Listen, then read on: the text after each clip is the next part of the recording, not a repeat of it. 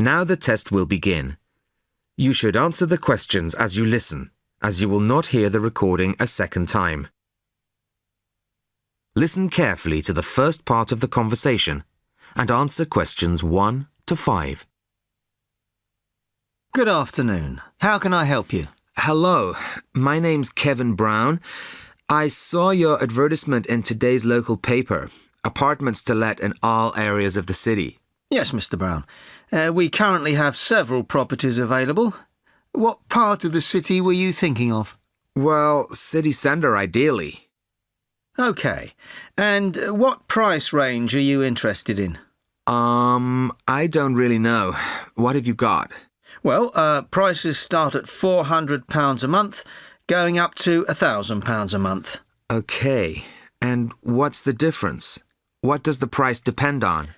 Well, the number of bedrooms mainly. Uh-huh. The cheaper apartments have 1 bedroom, while the most expensive have 3 or 4 bedrooms. OK. 2 bedrooms would be nice. So I'll say 2 bedrooms up to £600 a month. Mm-hmm.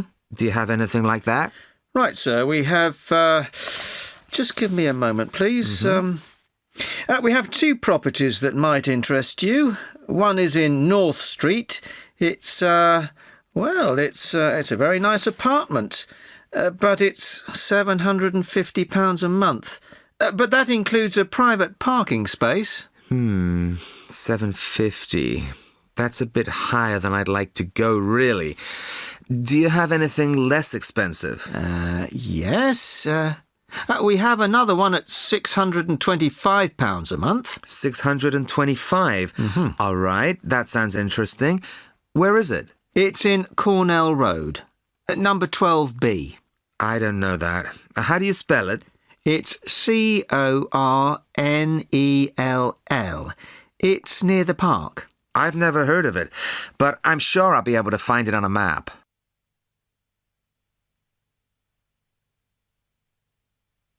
Now listen and answer questions 6 to 10. So, would you like to see the apartment, sir? Yes, I would. I'd like to rent somewhere fairly soon. Would tomorrow be possible? Sorry, I'm afraid nobody is available all day tomorrow. It's quite a busy time of year for us. I see. But if you're free later today, you could see it at 5:15. Sure, no problem. I could manage that. OK. So that'll be 5:15 with my colleague Jason. He'll meet you at the apartment. That's fine. And one more thing. What do I need to provide to rent an apartment with you? What documents, that kind of thing? Yes, of course. Do you have a job? Yes, I work in a travel agency. Well, a reference letter from your employer, saying you work for them, and a deposit, which is 1 month's rent plus a fee of £60. What's that for? It's an administration fee to cover the cost of preparing the contract. OK. And one last thing. When would this apartment be available? It's empty now, so you could move in as soon as the contract was signed. That's great. Thanks very much indeed. Bye. Goodbye, Mr. Brown.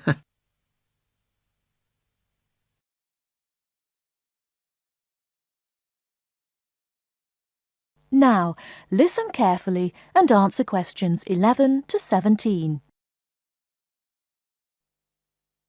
I'm interested in doing some work for the library. Are you the person to speak to? Yes. Right. Well, what sort of work are you interested in? Well, I've just come to live here in Australia. I don't want a full-time job until my children have settled down, but I really need to get out of the house a bit. And I heard you need voluntary workers for various projects. Right. But I don't know if I have the right skills. Well, we do provide training. Oh! We always include an orientation to the library, together with emergency procedures. That's fire regulations, emergency exits, first aid so you can cope with accidents or sudden illness. Things like that which are necessary for anyone who's working with the public. Then we give specialist training for particular projects, like using our database system. I do have quite good computer skills, in fact. Oh, great. Is there any sort of dress requirement? Well, all staff have to wear a name badge, so they can be identified if they go outside the staff-only areas. But apart from that, there aren't many regulations. We ask you to sign in and sign out for insurance purposes, but that's all. How about transport? Do you live locally? Well, not too far away. I'm at Porpoise Beach. My husband needs a car during the day, but it's only about 20 minutes on the bus. In fact, we can reimburse part of your travel expenses in that case. Oh! Would that be the same if I came by car? No, because parking is such a problem here. One thing we are looking for, though, is someone who can drive a minibus. No problem. So, do the projects involve going outside the library? Some, yes, but not all. We've just finished one which involved working with photographs taken of the area 50 or 100 years ago. It basically involved what we call encapsulation. Putting them in some sort of covers to keep them safe? Exactly. It's time-consuming work, and we were very grateful to have help with it. Then, sometime next year, we're hoping to begin working on an initiative involving the sorting and labelling of objects relating to local history. We'll be needing help with the cataloguing. Well, I'd definitely be interested. How about at present? Well, we have a small team who work to support those who are unable to read. Working with the blind? Yes, or other groups who have reading difficulties. We provide volunteers with equipment so that they can take books home with them and read them aloud onto CDs. We're gradually building up a collection that can be lent to those who need them. I can see it would be useful, but I'd really like to do some sort of work where I can get the chance to meet people. How about reading stories to children? That's done by our regular staff. But we do have another project. It's a very long-established scheme which involves helping those who are unable to have direct access to the library. Oh, I noticed someone with a trolley of books when I was at the hospital last week. That sort of thing. That would have been one of ours, yes. It's one of our most popular services. Lots of people who wouldn't dream of going to the library normally, when they're at home, borrow a book when the trolley comes round the ward. I can imagine. Yes, I'd definitely be interested in that. Right, so how do I enrol? Well, we do ask all volunteers to commit themselves to a regular period each week. I could probably do 5 or 6 hours. Oh, be careful not to take on too much. But we do need someone for a couple of afternoons, from 2 to 4, so 4 hours altogether. That sounds fine.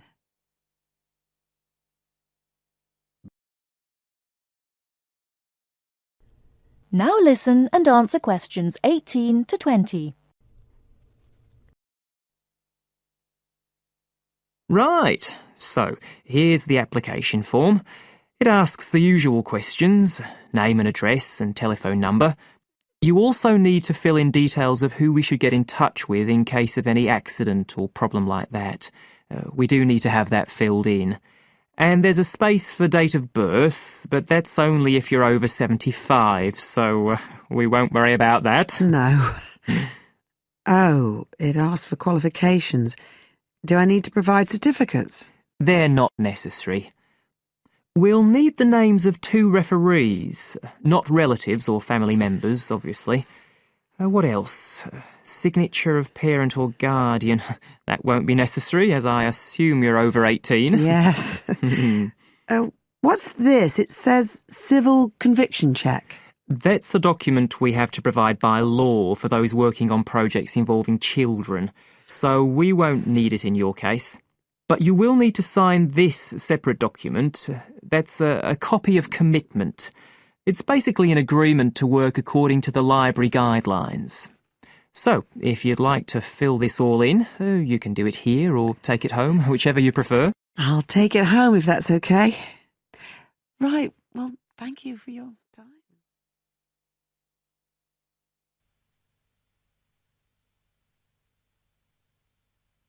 Listen carefully to the first part of the conversation and answer questions 21 to 25. Hello, come in and take a seat. You are, John Evans? Yes, I am. Well, as I'm sure you're aware, the purpose of this part of the interview is to go over your CV and talk a little further about your previous studies and experiences. Yes.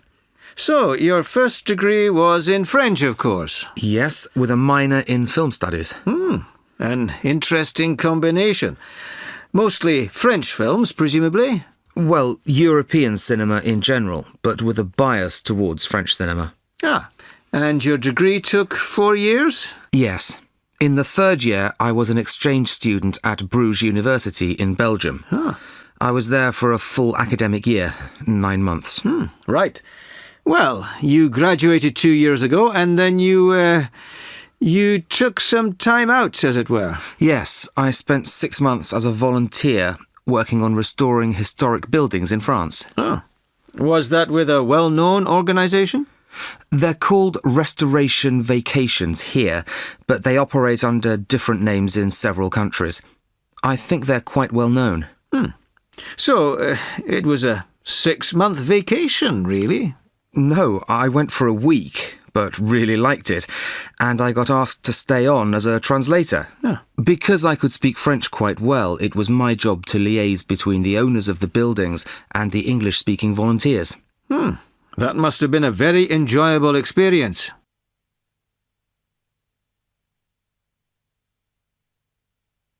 Now listen and answer questions 26 to 30.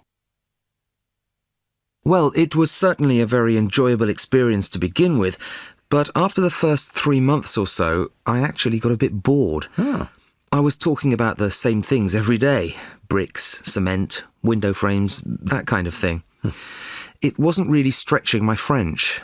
Also, I wasn't getting paid, just free accommodation and food, plus some pocket money. I see.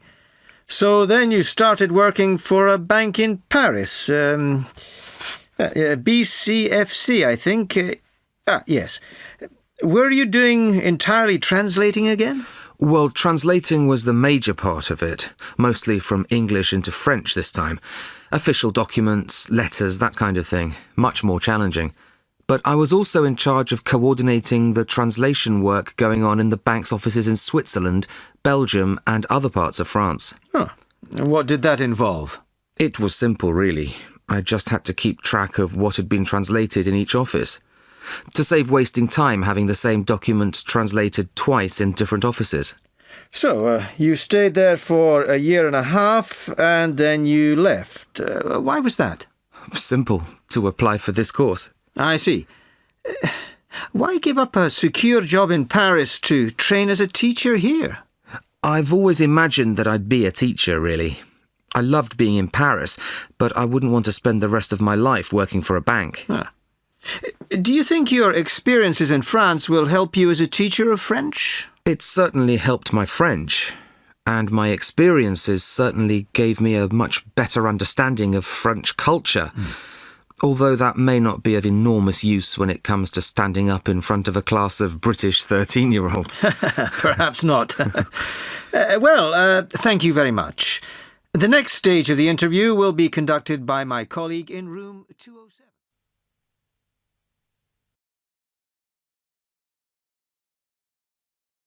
Now listen carefully and answer questions 31 to 40.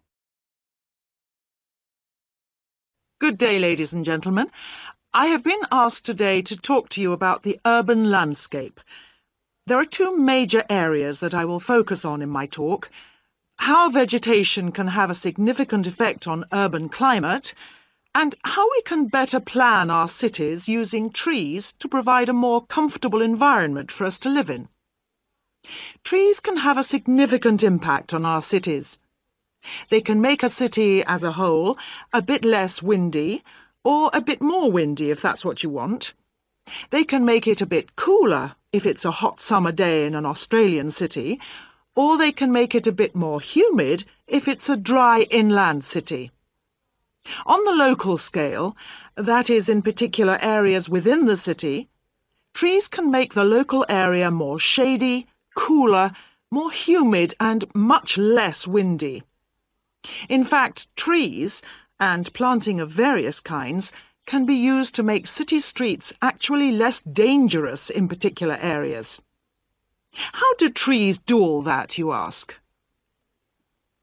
Well, the main difference between a tree and a building is a tree has got an internal mechanism to keep the temperature regulated. It evaporates water through its leaves, and that means that the temperature of the leaves is never very far from our own body temperature. The temperature of a building surface on a hot sunny day can easily be 20 degrees more than our temperature. Trees, on the other hand, remain cooler than buildings because they sweat.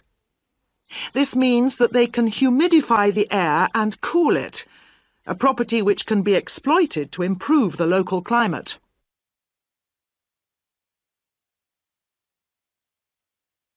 Trees can also help break the force of winds. The reason that high buildings make it windier at ground level is that as the wind goes higher and higher, it goes faster and faster. When the wind hits the building, it has to go somewhere. Some of it goes over the top, and some goes around the sides of the building, forcing those high-level winds down to ground level. That doesn't happen when you have trees. Trees filter the wind and considerably reduce it, preventing those very large, strong gusts that you so often find around tall buildings. Another problem in built-up areas is that traffic noise is intensified by tall buildings. By planting a belt of trees at the side of the road, you can make things a little quieter, but much of the vehicle noise still goes through the trees. Trees can also help reduce the amount of noise in the surroundings, although the effect is not as large as people like to think. Low-frequency noise in particular just goes through the trees as though they aren't there. Although trees can significantly improve the local climate, they do, however, take up a lot of space. There are root systems to consider, and branches blocking windows and so on. It may therefore be difficult to fit trees into the local landscape. There is not a great deal you can do if you have what we call a street canyon, a whole set of high-rises enclosed in a narrow street. Trees need water to grow.